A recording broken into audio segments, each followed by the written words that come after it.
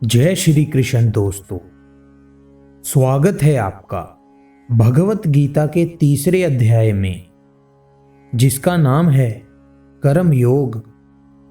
दोस्तों, कर्म तो हम सब करते हैं। ऐसा कोई पल नहीं होता जब हम कर्म नहीं करते, परंतु हमारे लिए कौन सा कर्म सही है, हमें किस प्रकार के कर्म करने चाहिए, इसी के बारे में श्री कृष्ण हमें बताएंगे। तो चलिए दोस्तों, शुरू करते हैं अध्याय 3 कर्म योग।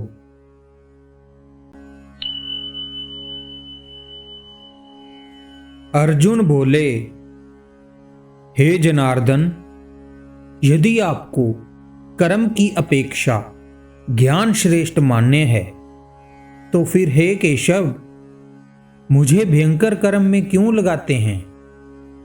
दोस्तों, अर्जुन श्री कृष्ण से पूछ रहे हैं, हे जनार्दन, अगर आपको कर्मों से ज्ञान अधिक श्रेष्ठ लगता है तो आप मुझे कर्म करने को क्यों कह रहे हो।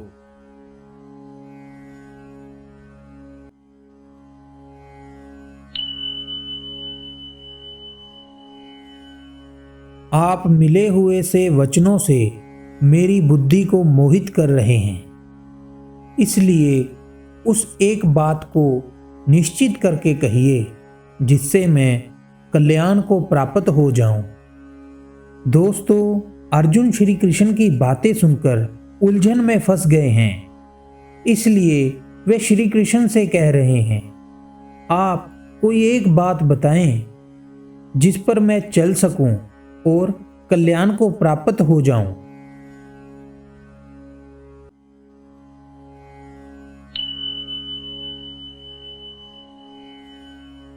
श्री भगवान बोले, हे निष्पाप अर्जुन, इस लोक में 2 प्रकार की निष्ठा मेरे द्वारा पहले कही गई है, ज्ञानियों की ज्ञान योग से और योगियों की निष्काम कर्म योग से। दोस्तों, अर्जुन के इस प्रकार पूछने पर श्री कृष्ण बोले, हे अर्जुन, इस दुनिया में 2 प्रकार की निष्ठा है जो पहले बताई है। एक ज्ञान योग, अर्थात अपनी इंद्रियों को वश में कर परमात्मा में ध्यान लगाना ही ज्ञान योग है, और इसे ही संन्यास और सांख्य योग आदि नामों से जाना जाता है। दूसरा निष्काम कर्म योग, अर्थात कर्म करते हुए फल की इच्छा ना रखना ही निष्काम कर्म होता है, और इसे समत्व योग, बुद्धि योग, कर्म योग आदि नामों से जाना जाता है।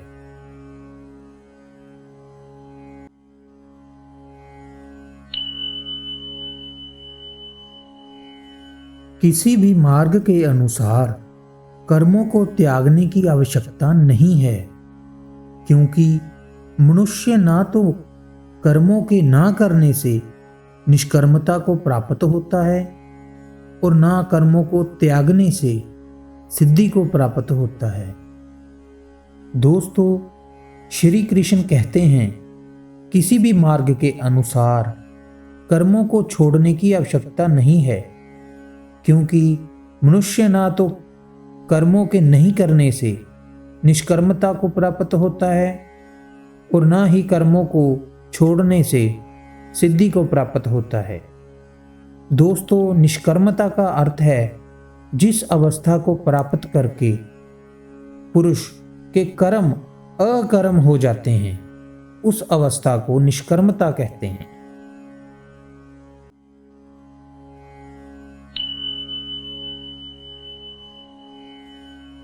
कर्मों का त्याग हो भी नहीं सकता, क्योंकि कोई भी पुरुष किसी भी काल में क्षण मात्र भी बिना कर्म किए नहीं रहता, क्योंकि सभी पुरुष प्रकृति से उत्पन्न हुए गुणों द्वारा परवश हुए कर्म करते हैं।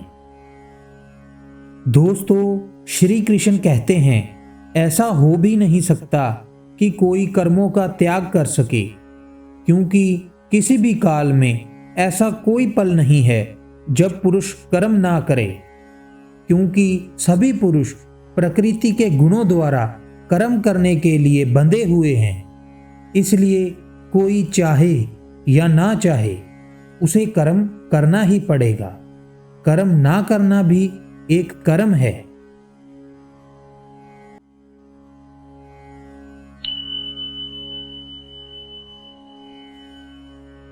जो पुरुष इंद्रियों को हठ से रोककर मन से उन इंद्रियों के विषयों का चिंतन करता रहता है, वह मिथ्याचारी अर्थात दंभी कहा जाता है।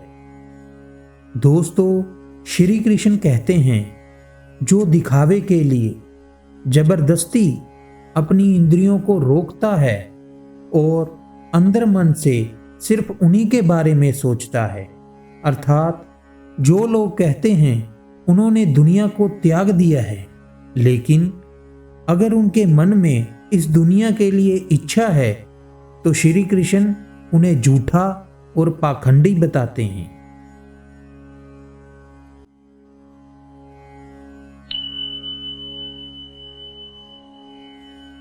किंतु हे अर्जुन, जो पुरुष मन से इंद्रियों को वश में करके अनासक्त हुआ समस्त इंद्रियों द्वारा कर्म योग का आचरण करता है, वही श्रेष्ठ है। दोस्तों, श्री कृष्ण कहते हैं, हे अर्जुन, जो पुरुष सच्चे मन से इंद्रियों को अपने वश में करके उनसे बिना लगाव लगाए कर्म करता है, वही कर्म योग का पालन करता है और वही श्रेष्ठ है।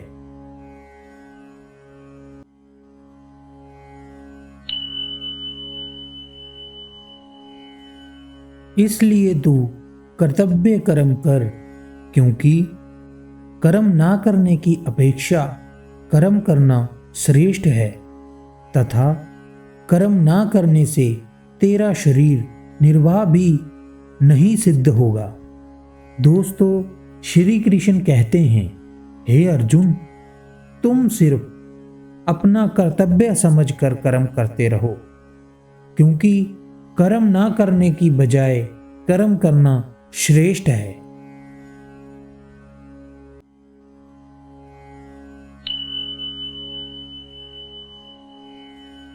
हे अर्जुन, बंधन के भय से कर्मों का त्याग करना योग्य नहीं है, क्योंकि यज्ञ के निमित्त किए हुए कर्मों से अतिरिक्त दूसरे कर्मों में लगा हुआ ही मनुष्य कर्मों से बंधता है।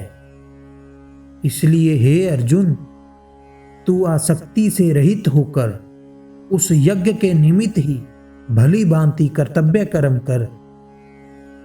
दोस्तों, श्री कृष्ण कहते हैं, हे अर्जुन, कर्मों में बंधने के डर से कर्मों को छोड़ना सही बात नहीं है, क्योंकि यज्ञ के अलावा बाकी और कर्मों को करने वाले मनुष्य कर्म बंधनों में बंधते हैं। इसलिए हे अर्जुन, तुम इच्छाओं को छोड़कर उस यज्ञ के लिए ही कर्म कर। दोस्तों, यज्ञ का अर्थ है वह कर्म जिससे मनुष्य की चेतना ऊपर उठती हो, जैसे परोपकार के काम, सेवा, साधना, सत्संग आदि जैसे काम, ये यज्ञ कहलाते हैं।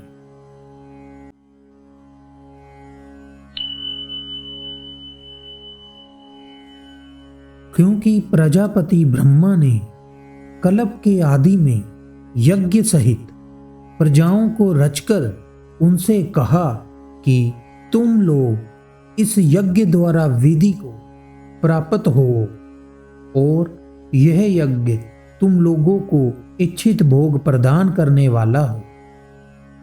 दोस्तों, श्री कृष्ण कहते हैं, दुनिया की उत्पत्ति करने के बाद ब्रह्मा जी ने कहा कि आप सभी यज्ञ करें, अर्थात चेतना को ऊपर की ओर उठाने वाले कर्म करें। इससे आपकी सभी इच्छाएं पूरी हो जाएंगी।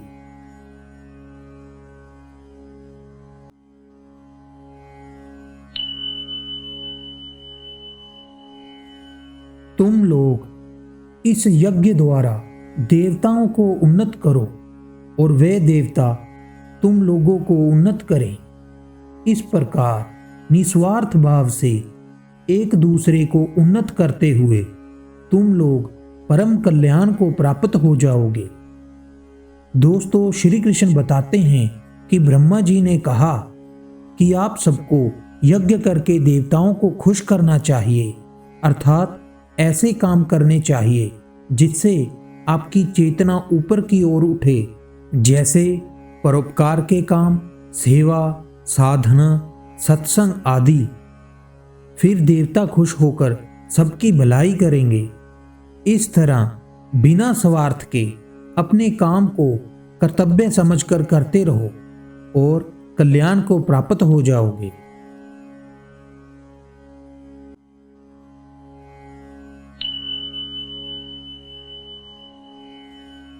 यज्ञ द्वारा बढ़ाए हुए देवता तुम लोगों को बिना मांगे ही इच्छित भोग निश्चय ही देते रहेंगे। इस प्रकार उन देवताओं द्वारा दिए हुए भोगों को जो पुरुष उनको बिना दिए स्वयं भोगता है वह चोर ही है। दोस्तों, श्री कृष्ण कहते हैं, जब आप यज्ञ करके देवताओं को खुश करते हैं तो वह आपके बिना मांगे ही आपको सब कुछ देंगे, और जो लोग देवताओं से मिला हुआ सब कुछ अकेले ही भोगते हैं वह चोर हैं।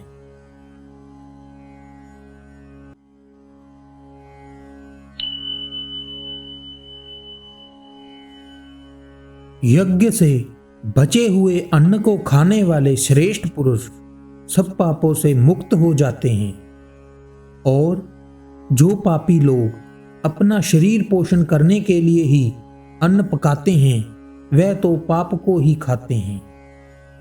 दोस्तों, श्री कृष्ण कहते हैं, जो निस्वार्थ भावना से काम करते हैं और यज्ञ से जो बच जाता है उसी में जीते हैं, वह सब पापों से मुक्त हो जाते हैं। और जो स्वार्थी लोग सिर्फ अपने लिए ही सब करते हैं, सिर्फ अपने शरीर के लिए ही खाते हैं, वह तो पाप ही खाते हैं।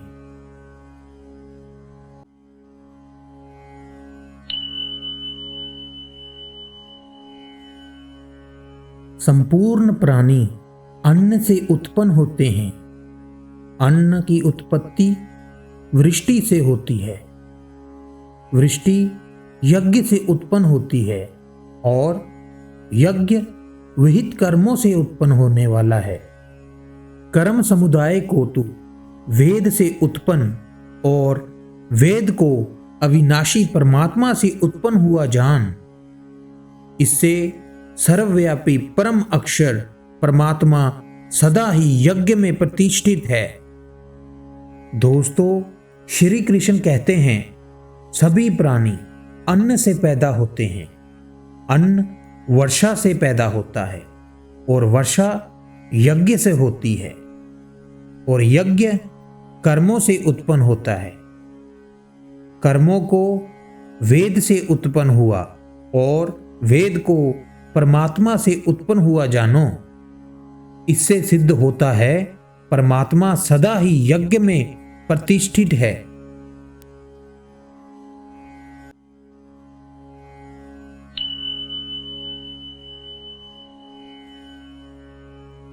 हे पार्थ, जो पुरुष इस लोक में इस प्रकार चलाए हुए सृष्टि चक्र के अनुकूल नहीं बरतता, वह इंद्रियों द्वारा भोगों में रमन करने वाला पापायु पुरुष व्यर्थ ही जीता है।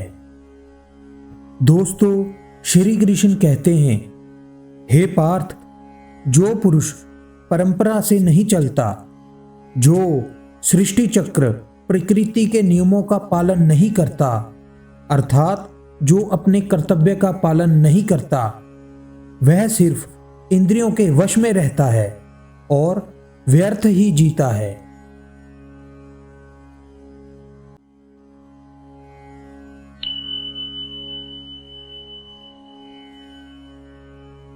परंतु जो मनुष्य आत्मा में ही रमन करने वाला और आत्मा में ही तृप्त तथा आत्मा में ही संतुष्ट हो, उसके लिए कोई कर्तव्य नहीं है।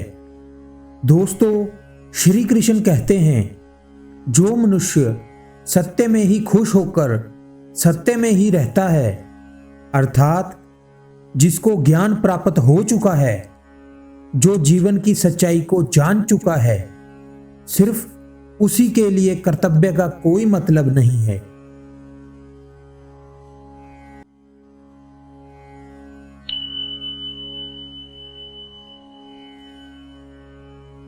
उस महापुरुष का इस विश्व में ना तो कर्म करने से कोई प्रयोजन रहता है और ना कर्मों के ना करने से ही कोई प्रयोजन रहता है, तथा इस संपूर्ण भूतों में कुछ भी स्वार्थ का संबंध नहीं रहता।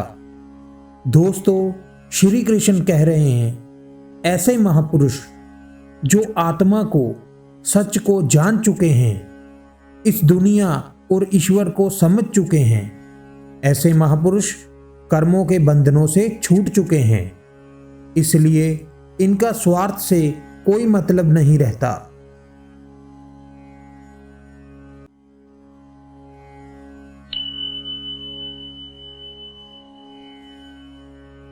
इसलिए तू निरंतर आसक्ति से रहित होकर सदा कर्तव्य कर्म को भली भांति करता रहे, क्योंकि आसक्ति से रहित होकर कर्म करता हुआ मनुष्य परमात्मा को प्राप्त हो जाता है।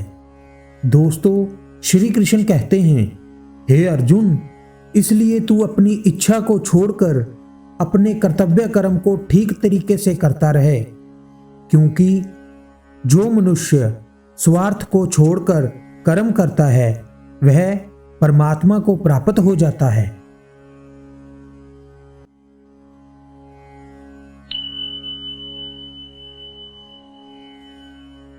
जनक आदि ज्ञानी जन भी आसक्ति रहित कर्म द्वारा ही परम सिद्धि को प्राप्त हुए थे। इसलिए लोक संग्रह को देखते हुए भी तू कर्म करने के ही योग्य है। दोस्तों, श्री कृष्ण कहते हैं, बहुत से ऐसे लोग हैं जो कर्म करते हुए ही परम सिद्धि को प्राप्त हुए हैं। बहुत से ज्ञानी पुरुष तो ऐसे हैं जो आत्मा की सच्चाई को जान जाते हैं, लेकिन बाकी लोगों के लिए कर्म ही एक रास्ता है परम सिद्धि को प्राप्त होने का। इसलिए तू सिर्फ कर्म कर।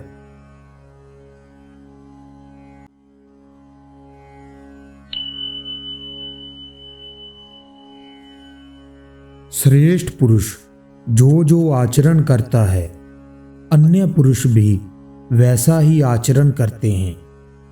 वह जो कुछ प्रमाण कर देता है, लोग भी उसी के अनुसार बरतने लग जाते हैं।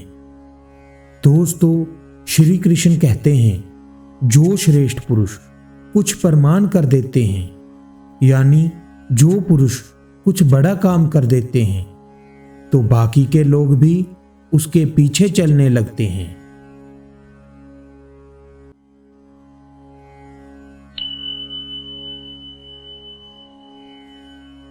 हे अर्जुन, मुझे इन तीनों लोकों में ना तो कुछ कर्तव्य है और ना कोई प्राप्त करने योग्य वस्तु अप्राप्त है, तो भी मैं कर्म में ही बरतता हूं।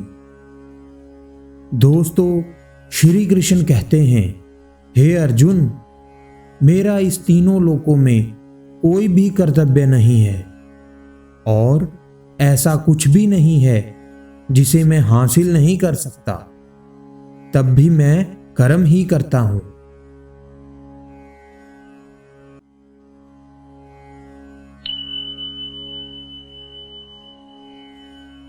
हे पार्थ, यदि कदाचित मैं सावधान होकर कर्मों में ना बरतूं तो बड़ी हानि हो जाए, क्योंकि मनुष्य सब प्रकार से मेरे ही मार्ग का अनुसरण करते हैं। दोस्तों, श्री कृष्ण कहते हैं, हे अर्जुन, अगर मैं कर्मों को करने में सावधानी ना बरतूं तो अनर्थ हो जाएगा। सभी मनुष्य जैसा मैं करूंगा वैसा ही करने लग जाएंगे।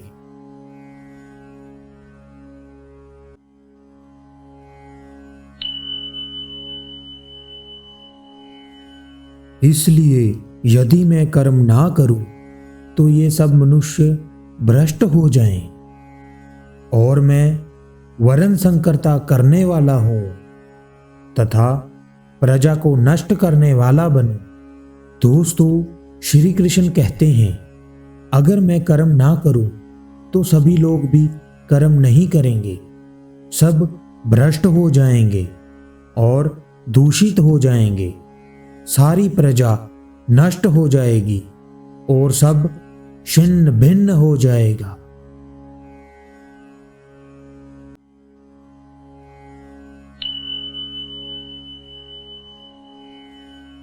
हे भारत, कर्म में आसक्त हुए अज्ञानी जन जिस प्रकार कर्म करते हैं, आसक्ति रहित विद्वान भी लोक संग्रह को चाहता हुआ कर्म करे। दोस्तों, श्री कृष्ण कहते हैं, हे अर्जुन, जो ना समझ होते हैं वो कर्म अपना स्वार्थ पूरा करने के लिए करते हैं। जो विद्वान बुद्धिमान बिना स्वार्थ के कर्म करते हैं उन्हें दुनिया की भलाई के कर्मों में लग जाना चाहिए।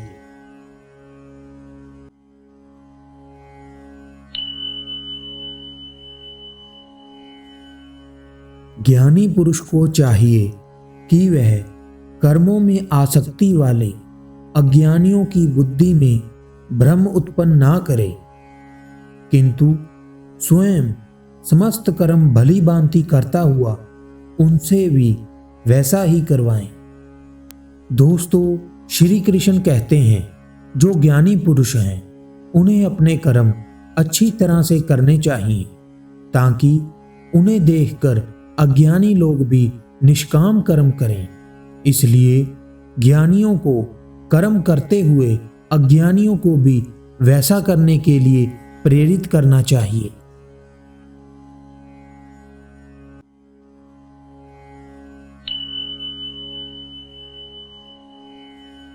हे अर्जुन, वास्तव में संपूर्ण कर्म सब प्रकार से प्रकृति के गुणों द्वारा किए जाते हैं, तो भी जिसका अंतकरण अहंकार से मोहित हो रहा है, ऐसा अज्ञानी मैं करता हूं ऐसा मानता है।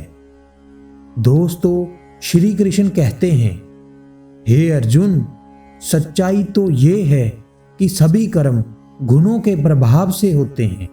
जिसके अंदर घमंड भरा होता है वह अज्ञानी ये सोचता है कि मैं कर्म कर रहा हूं।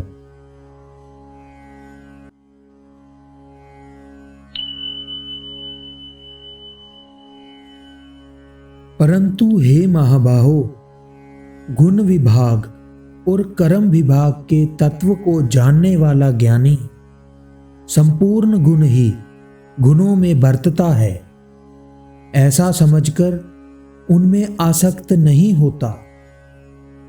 दोस्तों, श्री कृष्ण बहुत गहरी बात बता रहे हैं। सभी कर्म गुणों के प्रभाव से होते हैं, सात्विक, राजसिक, तामसिक। और जो ज्ञानी है, जो ये जान चुका है कि इन गुणों का कर्मों पर कैसे प्रभाव पड़ता है, वह जानते हैं यही गुण उनसे कर्म करवा रहे हैं और वह इन गुणों के खेल में नहीं उलझते।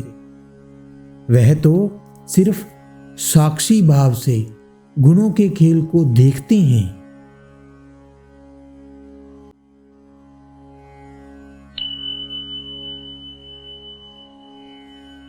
प्रकृति के गुणों से मोहित हुए पुरुष गुणों में और कर्मों में आसक्त रहते हैं। उन ना समझने वाले मंद बुद्धि अज्ञानियों को जानने वाले ज्ञानी विचलित ना करें। दोस्तों, श्री कृष्ण कहते हैं, जो ज्ञानी पुरुष ये जानते हैं कि गुण ही उनसे कर्म करवाते हैं, वे खुद कुछ नहीं करते और जो अज्ञानी पुरुष गुणों से प्रभावित हुए कर्म करते हैं उनको भी समझाना चाहिए।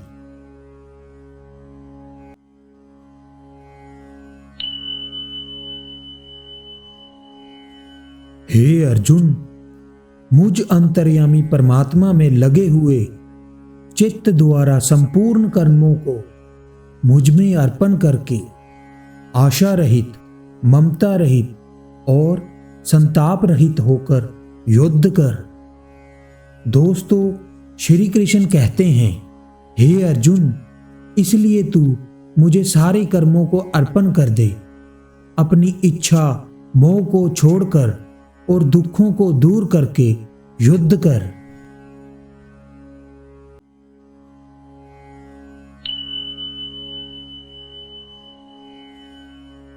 जो कोई मनुष्य दोष दृष्टि से रहित और श्रद्धा युक्त होकर मेरे इस मत का सदा अनुसरण करते हैं, वह भी संपूर्ण कर्मों से छूट जाते हैं। दोस्तों, श्री कृष्ण कहते हैं, हे अर्जुन, जो कोई मनुष्य सुख दुख और मोह को छोड़कर अपने कर्म सिर्फ मुझे अर्पण करता है और कर्मों को सच्चे मन से करता है, वह कर्मों के सारे बंधनों से छूट जाता है। कर्म से छूटने का अर्थ जन्म मृत्यु के चक्कर से छुटकारा।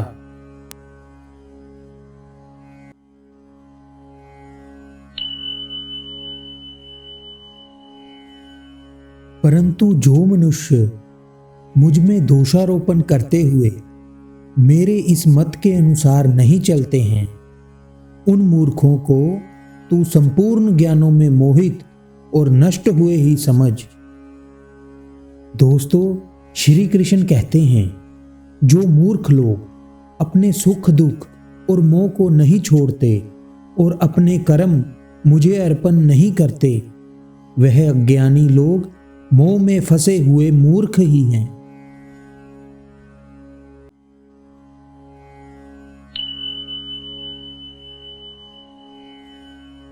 सभी प्राणी प्रकृति को प्राप्त होते हैं, अर्थात अपने स्वभाव के परवश हुए कर्म करते हैं। ज्ञानवान भी अपनी प्रकृति के अनुसार चेष्टा करता है, फिर इसमें किसी का हट क्या करेगा। दोस्तों, श्री कृष्ण कहते हैं, हर प्राणी का अपना स्वभाव होता है, सभी उसी से बंधकर अपना कर्म करते हैं। जो ज्ञानी हैं, सब जान चुके हैं, उनसे भी उनका काम उनका स्वभाव ही करवाता है। इसमें किसी की जबरदस्ती क्या काम करेगी। प्राणी का जैसा स्वभाव होता है वैसा ही कर्म करता है।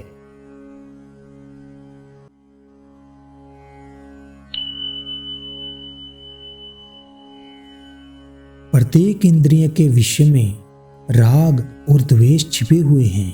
मनुष्य को उन दोनों के वश में नहीं होना चाहिए, क्योंकि वह दोनों ही इसके कल्याण मार्ग में विघ्न करने वाले महान शत्रु हैं। दोस्तों, श्री कृष्ण कहते हैं, मनुष्य को चाहिए कि वह इंद्रियों से मिलने वाले सुखों और दुखों में ना फंसे, क्योंकि ये दोनों बहुत बड़े शत्रु हैं।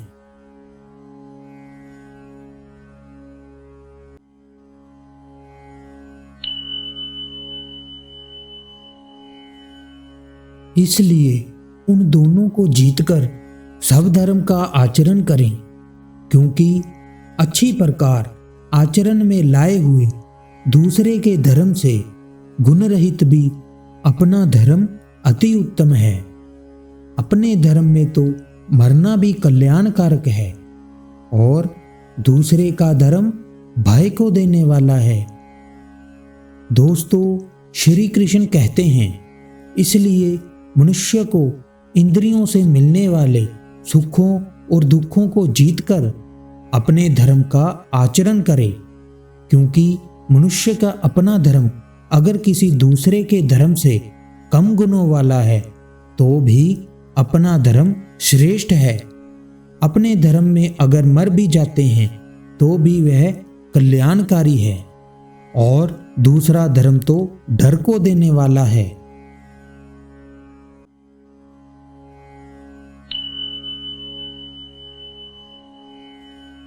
अर्जुन बोले, हे कृष्ण, तो फिर ये पुरुष स्वयं ना चाहता हुआ भी बल लगाए हुए की भांति किससे प्रेरित होकर पाप का आचरण करता है? दोस्तों, अर्जुन श्री कृष्ण से पूछते हैं, अगर पुरुष खुद चाहकर कुछ नहीं करता, सब कुछ प्रकृति के गुणों से ही होता है, तो वह पाप कर्म क्यों करता है?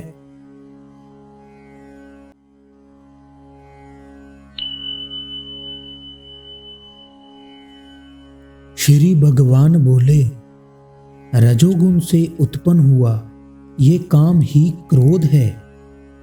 ये बहुत खाने वाला अर्थात भोगों से कभी ना तृप्त होने वाला और बड़ा पापी है। इसको ही तू इस विषय में वैरी मान। दोस्तों, अर्जुन के पूछने पर श्री कृष्ण कहते हैं, हे अर्जुन, रजोगुण से काम और क्रोध उत्पन्न होता है और ये दोनों कभी खत्म नहीं होते, और काम की इच्छा को पूरा करने के लिए मनुष्य कर्म करता है और ये इच्छा की पूर्ति कभी नहीं होती और फिर उसे क्रोध आता है, इसलिए वह इस चक्कर में फंस जाता है। इसलिए काम और क्रोध ये दोनों शत्रु हैं।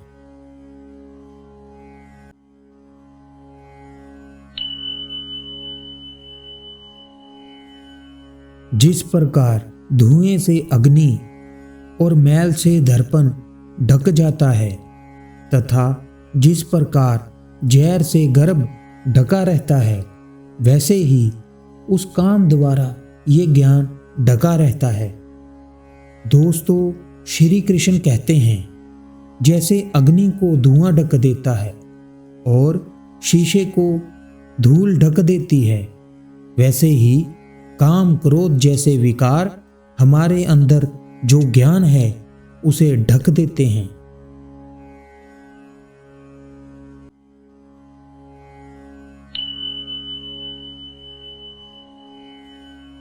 और हे अर्जुन, इस अग्नि के समान कभी ना पूर्ण होने वाले काम रूप ज्ञानियों के नित्य वैरी द्वारा मनुष्य का ज्ञान ढका हुआ है।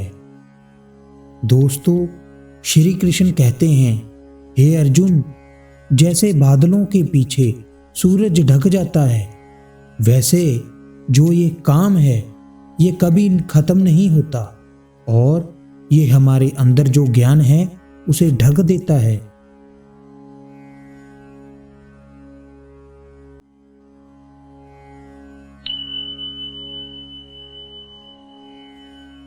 इंद्रियां, मन और बुद्धि ये सब काम के वास स्थान कहे जाते हैं। ये काम इन मन, बुद्धि और इंद्रियों द्वारा ही ज्ञान को ढककर जीवात्मा को मोहित करता है। दोस्तों, श्री कृष्ण कहते हैं, ये जो काम है ये इंद्रियां, मन और बुद्धि में रहता है और जीवात्मा को मोहित करता है और ज्ञान को ढक देता है।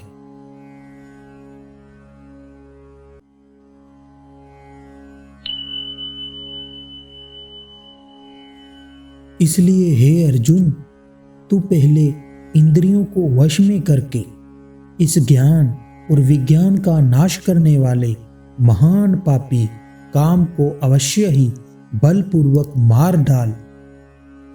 दोस्तों, श्री कृष्ण कहते हैं, हे अर्जुन, तुम सबसे पहले इन इंद्रियों को अपने वश में करो और ज्ञान का नाश करने वाले काम को कुछ भी करके अपनी ताकत से नष्ट कर दो।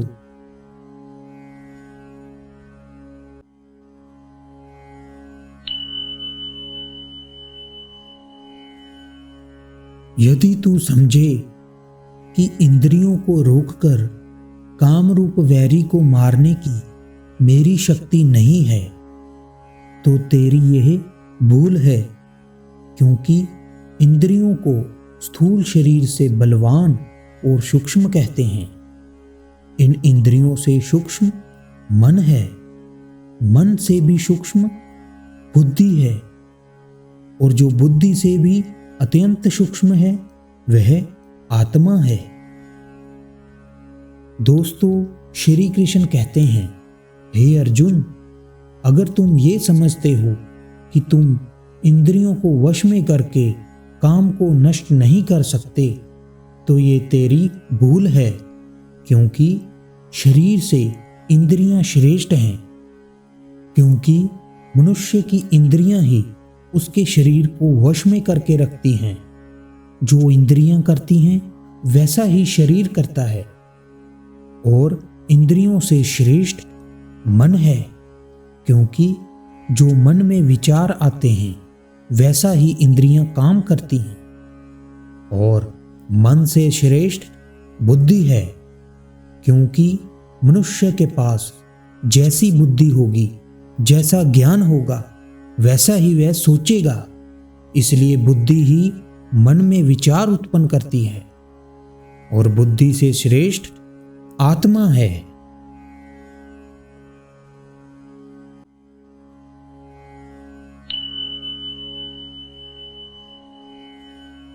इस प्रकार बुद्धि से सूक्ष्म, बलवान और अत्यंत श्रेष्ठ आत्मा को जानकर और बुद्धि द्वारा मन को वश में करके, हे महाबाहो, तू इस काम रूप शत्रु को मार डाल।